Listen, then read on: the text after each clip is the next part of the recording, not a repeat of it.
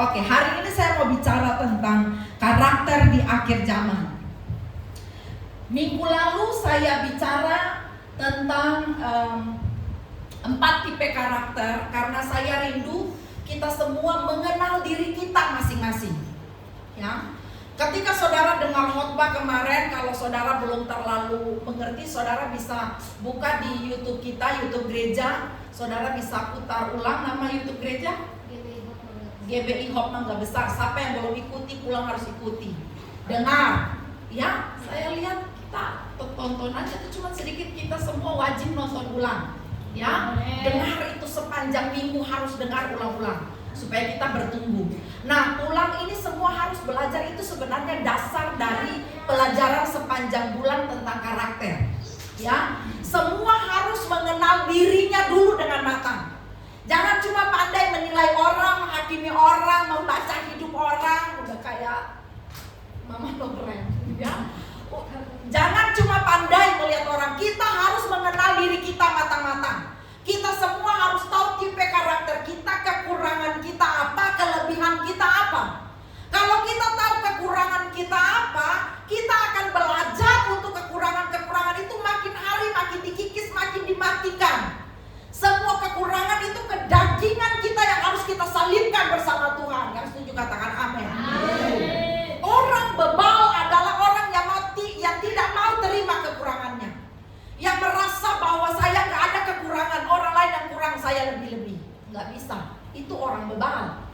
Kalau diri sendiri tidak merasa ada kurangnya, bagaimana bisa berubah? Kalau selalu merasa benar terus, tidak ada pertobatan. Ya, karena kan benar terus. Oleh sebab itu kita pulang dengar lagi khotbahnya supaya kita tahu saya karakternya apa. Kita tahu kekurangan-kekurangan kita di mana, kita mau terbuka jujur di hadapan Tuhan. Oh Tuhan, saya seorang sangguin, saya kurang setia nih. Ini kekurangan saya nih, bagaimana saya belajar mau setia? Ya.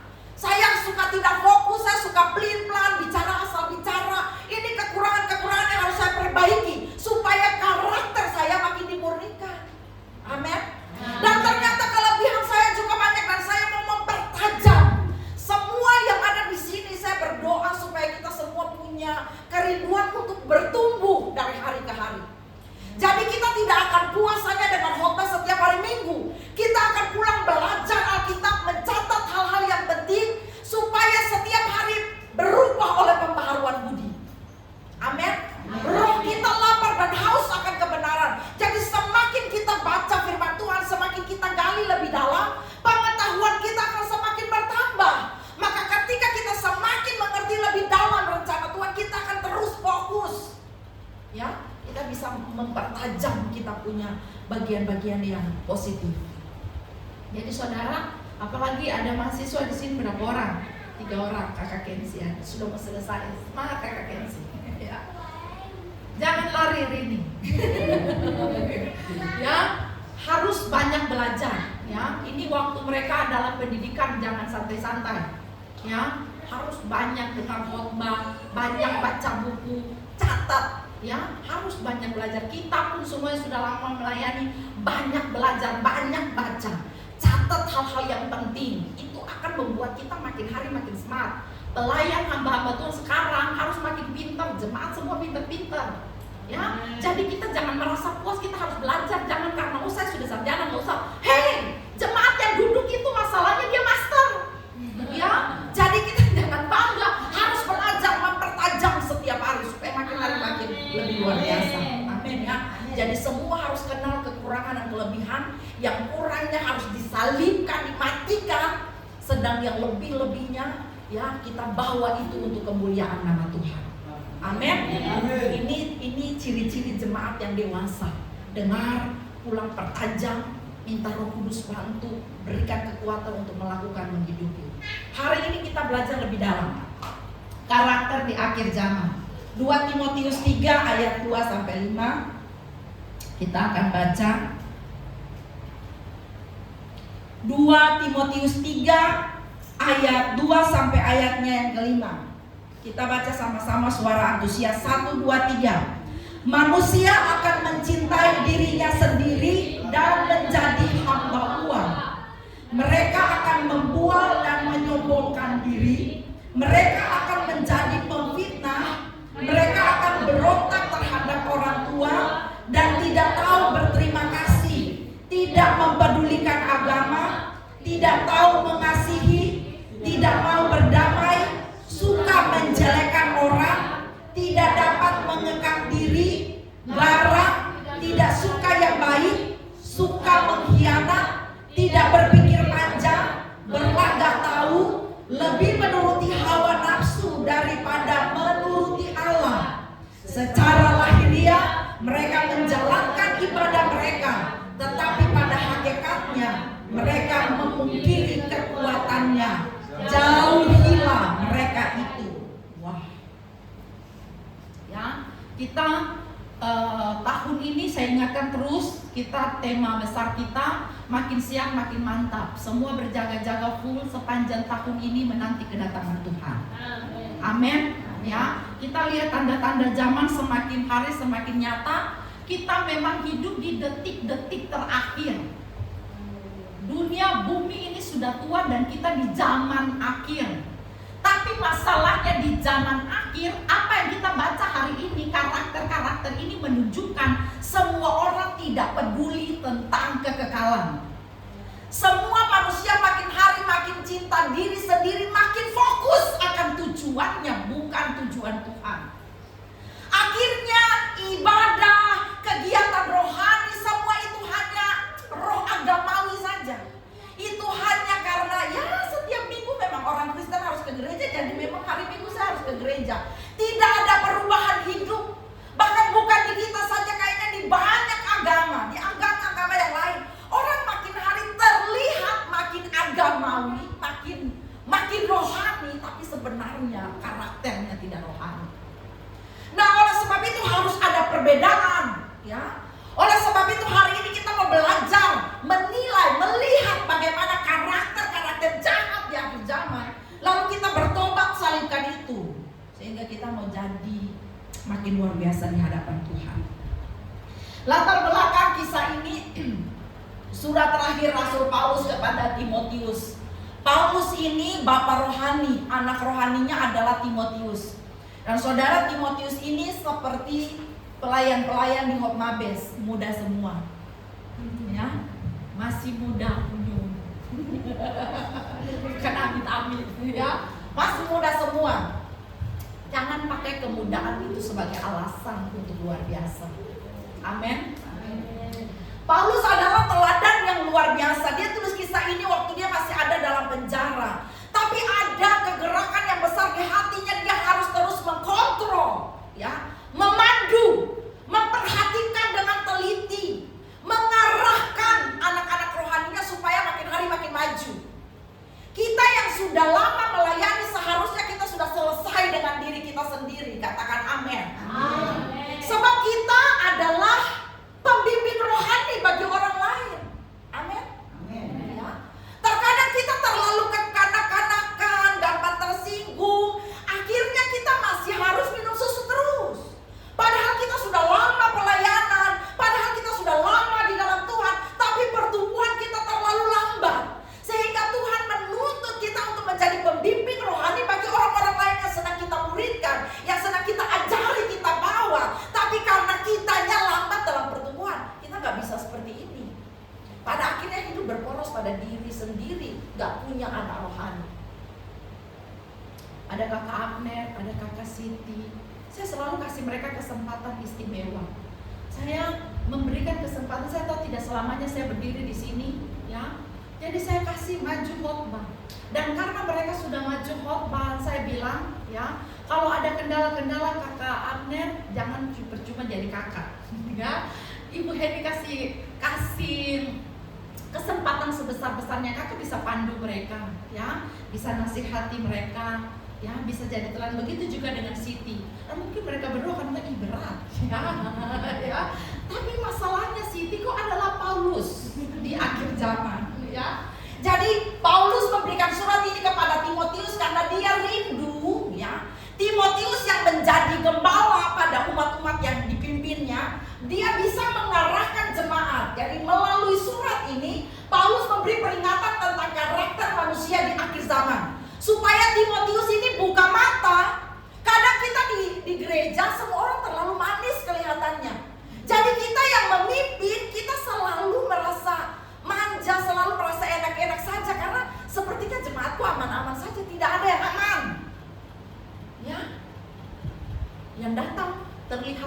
belum tentu di luar manis. Bahkan banyak yang munafik. Ya, terlihat manis di luar, di belakang nggak tentu manis. Ya kan? Kasih persembahan yang paling besar belum tentu itu yang paling bagus, belum tentu hatinya sudah dahsyat. Kadang dia berpikir dia sedang sombong Tuhan. Ya, itu sebabnya perlu ada peringatan-peringatan tegas. Kita di sini sudah harus dewasa. Jadi kalau khotbahnya tegas, jangan tersinggung. Yang setuju katakan amin. Kan mau berjaga-jaga. Jadi orang yang mau berjaga-jaga tuh nggak ada yang manja, ya kan? Ini tentang karakter yang harus kita salibkan. Karakter harus kita betulkan di hadapan Tuhan. Jadi pembahasannya memang dalam, ya. Dan disinilah kita akan melihat karakter-karakter seperti apa saja yang harus kita matikan di akhir zaman. Kita harus tampil bercahaya. Banyak orang tampak rohani, ya, tapi hanya di gereja saja, di luar belum tentu. Oke, next. Sama sekarang semua lebih suka terlihat hebat daripada hidup benar. Ini masalahnya. Mengapa perlu diajarkan baik-baik karakter mana yang tidak baik, yang tidak benar? Karena apa? Orang tuh gak peduli hidup benar, yang penting di hadapan orang lain terlihat hebat, ya. Bahkan berbicara, yang penting terlihat keren. Kalau orang nonton di YouTube, oh namanya sudah besar, yang penting kelihatan hebatnya, mantap. Masalahnya pulang karakternya benar gak? Bisa jadi pasangan kita karena di gereja ya udah senyum-senyum aja, tapi kan kita gak tahu hatinya, ya kan? Oleh sebab itu belajar untuk hidup benar, bukan saja terlihat hebat. Karena hebat bagi manusia itu hanya diukur sebatas kamu kuat, kamu cantik, kamu ganteng, uang banyak. Itu hebat menurut dunia. Yang penting sudah gak ganteng gak apa-apa, yang penting banyak duit. Itu hebat menurut dunia. Tapi Tuhan tidak melihat itu. Hidup benar yang diperhatikan. Amin. Sebab itu harus belajar tentang karakter supaya bisa hidup benar, bukan hidup hebat. Dan orang yang benar, kalau sudah hebat di pandangan Tuhan, pasti hebat di pandangan manusia. Amin. Kita sedang tidak mencari gagah-gagahan di pandangan dunia. Suatu saat saya ketemu dengan guru rohani saya, ya. Kita sedang bicara dan, Henny kamu kenapa mau jadi hamba Tuhan? Oh saya begini, saya ingin begini. Saya ingin mereka melihat saya. Dan dia langsung kata, Henny, hidup ini yang benar adalah kamu tidak perlu membuktikan untuk siapapun. Tidak perlu membuktikan untuk mamamu, untuk papamu, untuk keluarga, untuk siapapun. Kamu tidak perlu pembuktian diri. Kamu hanya perlu fokus kepada Tuhan. Pembuktianmu hanya kepada Tuhan. Kalau bagus di pandangan Tuhan, memang belum tentu bagus juga di pandangan manusia. Kan manusia, ukuran manusia dengan Tuhan itu selalu beda. Manusia itu yang penting senang-senang, itu bagus, tuh hebat. Tapi Tuhan enggak. Jadi perhatikan, untuk karakter jadi benar, ya, bukan fokus pada kehebatan manusia. Yang setuju katakan amin. Fokus pada kebenaran. Di dalam kebenaran karaktermu akan dipulihkan. Orang lebih suka pamer daripada bertobat.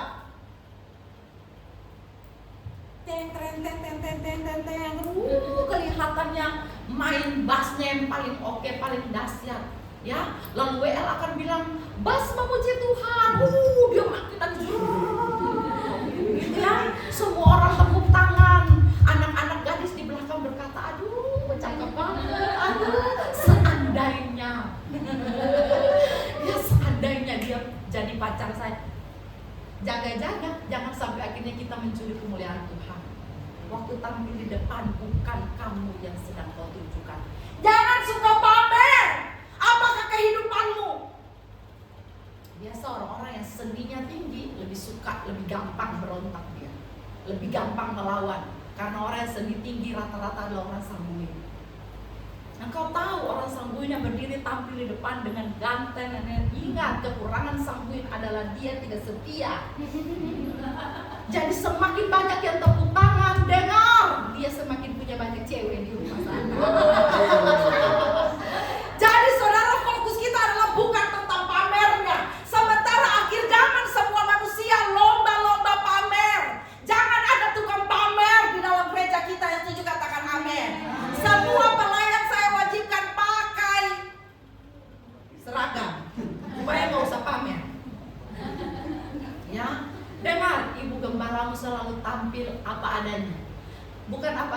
dibawa apa adanya. Paling biasa. Ya saya rindu, bukan saya mau mengajarkan saudara nggak boleh, nggak usah flexing. Ya, jangan sampai saking beratnya itu doang angkat, haleluya, baru kita mau menunjukkan sesuatu dan itu dilarang di rumah Tuhan. Amin. Bahkan saya bilang bagusnya kalian pakai sepatu kets supaya bisa lompat lebih tinggi. Gak usah pakai hak yang terlalu tinggi. Lipstiknya gak usah terlalu tebal, cukup Ibu Heni saja yang tebal. Nanti kalian jahit, jaga lipstik kalian nyanyi biasa aja. Saya selalu melotot. Ya, yang berdiri singer nih kadang lihat Ibu Heni jadi tertekan dia di depan situ karena saya melotot. Jangan cuma biasa-biasa. Cuma 2 jam di sini kau harus paling luar biasa. Amin. Yang suka pamer, bertobat tukang pamer. Gak ada tukang flexing di sini kan? Yang sedikit-sedikit flexing. Hendaklah ketika kita kasih naik status tujuannya bukan flexing. Agama menjadi tampilan bukan perubahan hidup. Ya, ada pertobatan di sana. Ya, khotbah pun hanya karena punya pengetahuan teologi. Ya, saya mau bilang khotbah bagus, pengetahuan teologinya mantap. Tapi ketika kita tidak melandaskan itu dalam hidup, dalam kebenaran, tidak ada perubahan hidup, karakter dan tabiat kita setiap hari bicaranya 80%, 20% khotbah. Jadi jangan cuma benahi di bagian khotbah, benahi di karakter hidup. Dan setuju katakan amin. Amin. Ya, itu sebabnya banyak bapak-bapak nggak mau bertobat. Karena apa? Udah mulut cerewet di rumah, menghakiminya jago, tapi biasa aja dia juga nggak bertobat. Ya, bapak-bapak akan merasa ibu-ibu nih kadang suka banyak bicara, hidup juga nggak bener-bener amat. Jadi kalau kita mau mengajak suami kita dahsyat dalam Tuhan, kitanya harus dahsyat dalam Tuhan. Amin. Semua istri-istri yang hidupnya luar biasa di dalam Tuhan akan memenangkan suaminya. Suaminya juga akan melihat karena kelakuan hidup bicaranya lebih besar gaungnya daripada khotbah. Amin. Amin. Ya. Nah, dari apa yang sudah kita dengar pendahuluan ini, bagaimana kehidupan karakter orang di akhir zaman? Setidaknya ada 3 ya karakter di akhir zaman yang harus kita rubah. Yang pertama adalah karakter yang berpusat pada diri sendiri. Ya. Jadi apapun itu hanyalah saya. Tidak bisa memberi karena apa? Nanti saya kekurangan. Ya. Selalu gampang menghakimi karena apa? Saya yang paling benar. Kamu selalu salah. Ya. Waktu orang sedang melakukan sesuatu, karena apa? Saya yang paling benar. Ini adalah bentuk karakter di akhir zaman yang menandakan kita egois. Hidup hanya memikirkan diri sendiri. Pikiran kita hanyalah saya dan saya. Dan semakin sayanya besar, Tuhannya kecil. Minggu pertama sudah belajar ini. Jadi karakter yang berpusat pada diri sendiri adalah karakter yang egois, utamakan diri sendiri. Dan yang ketiga adalah cinta uang. Bukankah cinta uang adalah akar dari segala kejahatan?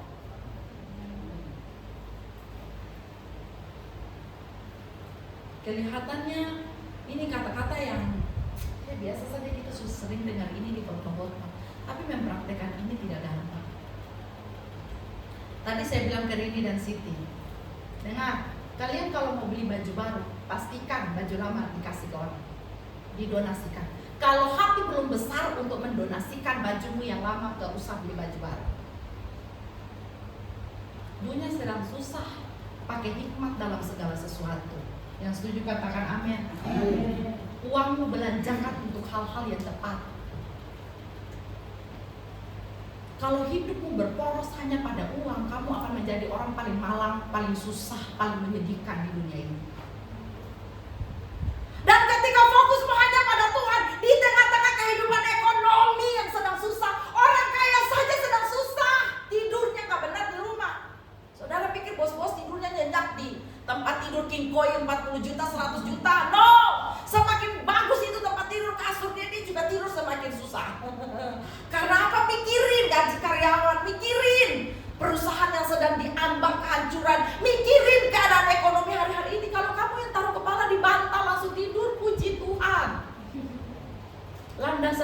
bukan cinta uang. Kalau kamu masih cinta uang, artinya kamu masih hidup berpusat pada diri sendiri. Dan semua orang yang berpusat pada diri sendiri, dia tidak akan bisa berbagi dalam apapun. Ada di sini kayak yang pelit. Dengar, orang pelit tidak masuk surga. Mau masuk surga, jangan pelit. Sebab ketika kamu tidak pernah menabur, kamu tidak akan pernah menuai. Amin. Apa yang kau tabur itu yang akan kau tuai. Bahkan saya sendiri kekurangan, tapi saya selalu berdoa, Tuhan, setiap hari Minggu saya harus kasih makan 20 orang. Dan sepanjang minggu, saudara, karena uang makan kan langsung habis dibayar ruangan, ya. Uang makan kita satu minggu dikasih uang makan berapa, dan uang makan itu langsung dikasih ke Oma. Iya kan, membayar ruangan. Jadi sepanjang minggu kita makan dari mana? Tuhan memberkati kita, memberkati saya. Karena apa? Karena saya memberkati saudara makan. Dan kalau saya mau makanan, makan. Jangan bayar. Ya. Dan sepanjang 7 hari saya bisa makan, makin gemuk kan? Nah, itu juga harus bertobat, ya kan? Karena apa? Kasih makan orang lain dulu baru kau bisa makan. Ya. Tapi kalau saya akan merasa nggak cukup, saya tidak akan mau bahkan membayar uang. Tapi saya sudah selesai dengan diri sendiri. Saya bersyukur anak-anak saya juga mulai belajar selesai dengan diri mereka sendiri. Amin, ya. Dan banyak kali ketika selesai ibadah amin pulang saya salaman, saya bilang hari ini nggak dapat TK ya. Semua senyum. Tapi saya pikirin minggu depan dia datang lagi kan sih. Minggu depan dia datang lebih cepat dari minggu lalu. Kayaknya harus sering-sering, nggak dikasih pegang. Supaya datangnya lebih cepat. Tandanya kita tidak cinta uang. Pelayanan ini untuk Tuhan. Sebab berapalah saya bisa bayar saudara. Tapi kalau saya sudah selesai bayar saudara, nanti Tuhan nggak bayar saudara. Pilih mana? Saya bayar atau Tuhan yang bayar? Haleluya. Pilih mana Tuhan? Kalau Tuhan bayar kan banyak. Kalau saya bayar kan paling 50.000 ongkos bensin. Ya, oke, jangan cinta uang ya. Jangan pelit ya. Ya, kalau makan tuh berbagi, apa saja berbagi. Ya, kalau punya tas ada 5 gantung di rumah, ingat. Di gereja sampai dia masuk tasnya biasa aja ya, akan ke bawah untuk dia. Berbagi apa saja dalam segala hal. Tapi ibu saya tidak punya apa-apa, ya kasihan sekali. Kenapa kau tidak punya apa-apa? Mungkin kau belum menabur. Tapi saudara, menabur itu bukan saja tentang uang, iya kan? Kau bisa menabur apapun. Ya, ketika Tuhan lihat hatimu sudah besar, maka kau akan melihat perkara-perkara yang jauh lebih besar. Yang setuju katakan amin. Karakter Kristus rendah hati dan hidup untuk Tuhan, bukan untuk diri sendiri. Katakan, saya hidup untuk Tuhan. Saya hidup untuk Tuhan. Tunjuk nih. Matilah kamu. Matilah daging. Cakung punya moto begini. Ya, mari kita buat susah daging kita. Ya, Ibu Gembala Cakung pulang-pulang menggaungkan ini sampai benar-benar kita rasa susah. Ya, karena daging kita ini memang harus dibuat susah. Semakin dagingmu dibuat susah, memang kau semakin berfokus pada Tuhan, bukan pada diri sendiri. Gimana caranya daging dibuat susah? Contoh, bangun pagi-pagi jam pemalas, jam 5 bangun. Orang lain saja sahur bangun jam 3. Ya, kita sudah jam 5:30 belum kuat bangun 2 pagi. Ya, padahal mau pergi kerja akhirnya terburu-buru. Akhirnya doa pagi hanyalah Tuhan terima kasih untuk hari ini, haleluya, amin. Kau tidak ada beda dengan Mark Jedenoya. Doanya sekarang jauh lebih panjang. Ya, jadi saudara belajar mau membuat susah daging kita. Sorry ya Cakung, kita pinjam istilahnya. Ya, buat susah daging dengan cara apa? Banyak cara. Ya, hal-hal yang daging keinginannya banyak. Jadi kalau keinginan mata, keinginan daging lagi membara, bikin dia susah. Jangan turutin. Semua yang dia inginkan itu pasti buat kamu susah. Ya kan? Tahan. Waktu buka Shopee, keinginan daging membara, matikan, keluar dari situ. Ya, jangan. kita susah, ya. Jadi sini selalu ada ibu Heni, stop, jangan buka Shopee. Buka yang lain. Oke. Yang kedua, jadi yang pertama karakter kita sudah harus selesai dengan diri kita sendiri, ya. Yang kedua, karakter di akhir zaman adalah karakter yang merusak hubungan. Ya. Di akhir zaman ini, banyak hal orang yang kaya semakin kaya, miskin semakin miskin, lalu banyak sekali amburadul moral kehidupan manusia di akhir zaman ini. Jadi kalau temanmu makin menjengkelkan, ya memang begitu kan, kita lagi hidup di akhir zaman. Pandang dia dan bilang, oh kawan akhir zaman. Apa saja karakter yang merusak hubungan. Kita ini perlu sekali menjaga hubungan. Kamu hari ini harus belajar untuk menyayangi temanmu yang ada di samping. Di atas segala-galanya, ketika teman-teman yang lain marahin dia, kau harus tampil membela dia. Karena dengar, Tuhan taruh dia di samping. Dia adalah tim sukses bagimu. Amin. Amin. Kau paling bersyukur karena punya laki seperti Pasti. Bersyukur. Haleluya. Setiap hari pulang lihat pasanganmu, bersyukur. Lihat orang tuamu, bersyukur. Itu yang paling baik sudah yang Tuhan kasih. Jaga setiap hubungan. Dengar, hari-hari ini semua dalam gereja sedang rusak. Karena apa? Hubungan semua rusak. Sesama teman pelayan, sesama pendeta dengan majelis saja banyak sekali kerusakan.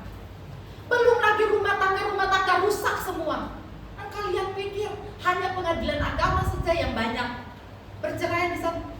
Kristen hari-hari ini bercerai jauh lebih banyak. Hubungannya rusak, hancur. Karena apa? Karakternya gak mau dibenarkan. Karena suami istri berpusat pada diri sendiri, bukan pada Tuhan. Akhirnya, dan kita hari-hari ini sedang menggaungkan, kita sedang berubah ikut situasi, itu apa namanya? Terlalu elastis orang Kristen di zaman akhir. Akhirnya kita ngikutin aja, kita kan harus berubah supaya jangan punah seperti dinosaurus. Jadi kita ikut perubahan zaman. Jadi sepertinya sehidup semati itu cuma dulu saja, nggak berlaku di zaman sekarang. Salah, kebenaran tetap kebenaran. Yang setuju katakan amin. Amin. Bagaimana cara supaya kita bisa membuat semua hubungannya berjalan dengan baik? Jangan kalian pikir ya masih bujang-bujang anak-anak gadis nih, aduh betapa indahnya lihat Bapak Stepi, Ibu Heni, coba aku kawin cepat, Tuhan sudah mau datang, aku belum dapat jodoh. Hidup berumah tangga nggak segampang itu, teman-teman. Ya kan? Tidak segampang itu, punya anak tidak segampang itu, buat sekolah mahal. Nggak percaya ya? Iya kan? Kalian lihat, sekarang semua orang sudah menikah, tiba-tiba mukanya turun aja. Banyak sekali persoalan yang harus dihadapi. Ya, belum lagi suami pergi kerja, kita duduk di rumah, ketemu pelakor nggak ya? Diambil orang nggak ya? Banyak sekali tantangan. Sekarang siapkan diri, santai, nikmati hidup dulu. Puaskan diri kalian di masa muda kalian bahagia. Amin. Amin. Karena banyak hubungan yang rusak. Karakter apa saja yang suka merusak hubungan? Dengar, nih nomor 1 sombong. Selama kau masih sombong, kau bergaul dengan siapa saja dia pasti akan murka. Tidak ada seorang pun yang suka dengan orang sombong. Taruh tangan di dada. Masih sombong? Jangan. Jangan sombong. Iya, jangan sombong. Kadang bahkan sudah kismin pun tetap sombong. Sombong itu ternyata bukan ditentukan dengan harta dan apapun. Orang kalau memang tabiatnya, karakternya udah sombong aja dia, apapun dia sombongkan. Nomor 1, sombong. Jangan sombong. Semua kesombonganmu akan merusak semua hubungan yang sedang kau jalani. Di mana saja orang akan merasa kau adalah batu sandungan, dan orang tidak akan suka berteman dengan orang sombong. Ya, jadi belajar salibkan kesombongan. Supaya jangan sombong harus rendah hati. Belajar mengalah. Rendah hati itu lawan dari sombong. Jadi kalau masih sombong, ada keangkuhan, merasa belajar rendah hati. Kadang ketika kita masih sombong, ya Tuhan kasih banyak pukulan dalam hidup untuk membawa kita jadi rendah hati. Mau dipukul terus? Enggak mau, ya jangan sombong. Yang kedua, pemfitnah. Di mana-mana orang nggak suka berteman dengan orang yang suka gosip, fitnah-fitnah orang. Nggak benar tapi dibikin panjang cerita sependek ini. Ya kan sekarang begitu ya? Banyak. Iya. Pokoknya kalau ngomongnya lebih berat, hampir begitu. Itu lebih bahaya. Dan saudara, semua hubungan akan rusak kalau ada pemfitnah. Tuhan bilang apa? Jangan bergaul dengan pencemooh. Ya kan? Semua pencemooh itu akan merusak. Bahkan hari ini firman Tuhan bilang di akhirnya, jauhilah mereka. Supaya jangan kita saling menjauh. Jangan suka fitnah. Karena fitnah itu kejam. Kau tidak membunuh dia secara langsung, tapi kau bunuh banyak hal, termasuk hubungan kau bunuh. Jadi sekarang belajar berkata ya. Kalau itu benar, bilang benar. Ya, amin. Jangan suka pelintir-pelintir. Fitnah itu kejam. Ya, bicara kebenaran. Bicaralah dengan jujur. Jangan suka fitnah. Jangan suka bumbu-bumbuin. Ya, orang Kupang bilang apa? Dari ubi jadi kolak. Ya, hanya dari pertama dia dengar tuh masih ubi bentuknya. Jam 5 sore udah jadi kolak, 10.000 satu gelas. Ya, jangan suka fitnah, rusaklah hubungan. Jangan tidak tahu berterima kasih. Firman Tuhan hebat yang ditulis semua. Karena sebenarnya ya saya kasihan sama dia. Tapi karena apa? Nggak tahu terima kasih. Ya. Orang yang nggak tahu berterima kasih itu memang dia sombong. Udah ditolong, tapi persis dia naik, dia lupa siapa yang nolong. Belajarlah untuk mengingat semua kebaikan orang. Hari ini kita ada di sini pun karena kebaikan orang-orang di sekitar kita. Yang setuju katakan amin. Amin. Jadi jangan jadi penalu. Jangan kita ada di mana jadi beban. Pergunakan semua kesempatan yang ada. Hiduplah dengan sebaik-baiknya sampai semua orang yang ketika ada kamu di situ dia akan bilang, aku bersyukur karena dia orang yang baik. Aku bersyukur berteman dengan dia luar biasa. Aku bangga punya dia dahsyat luar biasa. Amin. Dia tahu berterima kasih. Tunjukkan rasa terima kasihmu pada orang-orang yang sudah baik dalam hidupmu. Mungkin pertolongannya sedikit aja, tapi coba kau renungkan. Yang sedikit itu yang sudah membawa kau luar biasa sampai sekarang. Ya, coba pulang nih renungkan, ingat siapa yang dulu sudah baik-baik sama kamu tuh telepon dia, say hi, apa kabar? Ya, seperti raja, dia buka-buka catatan, dia pasti kayaknya lupa sesuatu. Buka catatan, dia cari. Oh, ternyata ada satu orang yang saya belum bilang terima kasih, omnya Esther. Ya, ini saya sudah kasih ucapan terima kasih belum? Belum. Cari dia. Kita kasih apa untuk dia? Cari, kasih. Ya. Sesekali saya berdoa, Tuhan, dalam keadaan begini cobalah ingatkan orang-orang yang sudah pernah baik sama mereka tuh jam. Ini siapa tahu dia telepon, Bu Heni lagi apa kan begitu. Marilah kita makan bersama. Luar biasa. Jadi sering-seringlah baik juga sama orang.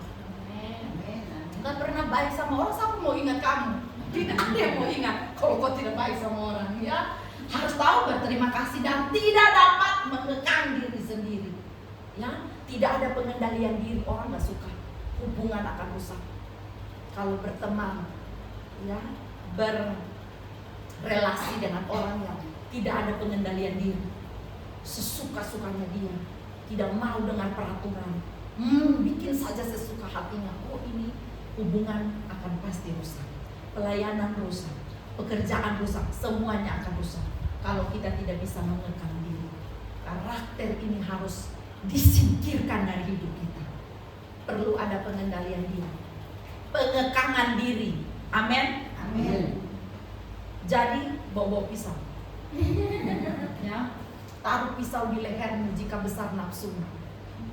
Ayat ini bertujuan supaya apa? Semua orang percaya hendaklah bisa kekang diri. Yang setuju katakan amin. Amin. Ya, tidak semena-mena. Persis mau semena-mena, ingat taruh pisau di leher. Ya. Waktu nafsu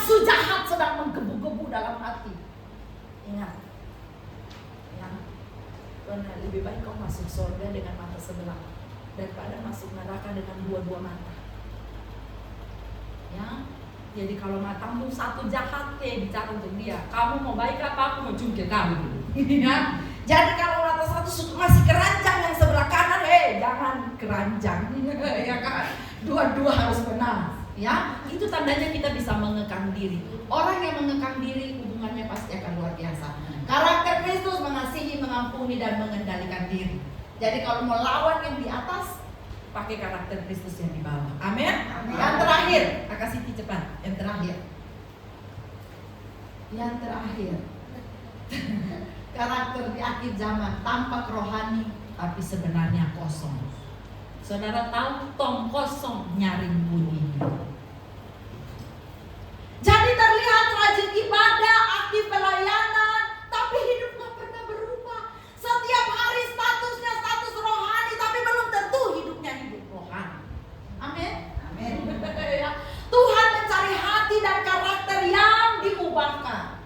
Jadi kita belajar kalau kita sudah dekat dengan Tuhan, ya, belajar supaya hati kita benar-benar mencerminkan Yesus. Banyak orang tuh batu sandungan, orang kadang nggak mau lagi gereja, nggak mau lagi pelayanan. Karena apa? Orang gereja begitu. Ternyata pelayanan tuh nggak semanis yang kita lihat dari jauh ya. Lebih baik gue duduk di bangku jemaat, kayaknya semua bagus, semua luar biasa. Coba kalau masuk, ya ternyata dalamnya begitu. Tapi percayalah itu di luar sana kita punya manis semua. Ya, coba-coba satu mau keluar tanduk, percaya saya langsung gergaji itu tanduk. Jadi kita walaupun masih muda tapi semuanya manis-manis, semuanya harus saling sayang. Siapa yang bicara apa langsung saya potong. Oh mari di sini dengarkan besi, memang kita harus saling sayang, saling dukung. Amin. Amin. Ya, tapi tetap harus ada perubahan hidup. Ya, bukan berarti kita manja kasih longgar-longgar dengan kesalahan. Perubahan harus tetap ada. Ya, semakin rajin ibadah, semakin dahsyat dalam Tuhan. Pulang di sini harus berubah, karakter lama harus dimatikan. Karena apa? Malu sudah rajin ibadah, kelakuan kau nggak berubah. Amin. Apalagi sudah pakai baju seragam, sudah aktif pelayanan, kok hidup nggak berubah? Harus berubah. Ya, minggu lalu sudah kenal diri masing-masing kan? Pulang tuliskan di kertas masing-masing di buku catatan yang ada. Saya suka orang-orang yang suka catat-catat. Pulang tulis kekurangan apa, bagaimana cara kau menyembelih itu, mendukakan apa dan Tuhan mencari hati dan karakter yang diubahkan. Penutup. Oke, pertanyaan refleksi. Apakah karakter kita semakin seperti Kristus? Ya, sudah 11 tahun berjemaat, sudah seperti Kristus atau belum? Apakah orang lain melihat Yesus dalam hidup kita? Ya, sudah terlihat belum? Aminnya cuma kakak Nova saja luar biasa. Apakah hidup kita menghasilkan apakah ibadah kita menghasilkan perubahan hidup? Amin. Ya, kan berarti kasihan kan? Datang cuma untuk apa? Ya pulang dan kita berubah. Amin. Amin. Oke, penutup. Kakak cepat, penutup. Dunia mungkin tidak membaca Alkitab, ya, tapi dunia membaca karakter kita. Amin. Amin. Orang Kristen sejati tidak hidup bagi dirinya sendiri, tidak suka merusak hubungan, tidak hanya tampak rohani, tapi benar-benar menghidupi setiap firman kebenaran. Biarlah hidup kita mencerminkan Kristus. Tuhan memberkati kita semua. Kakak Abner, silakan maju ke depan.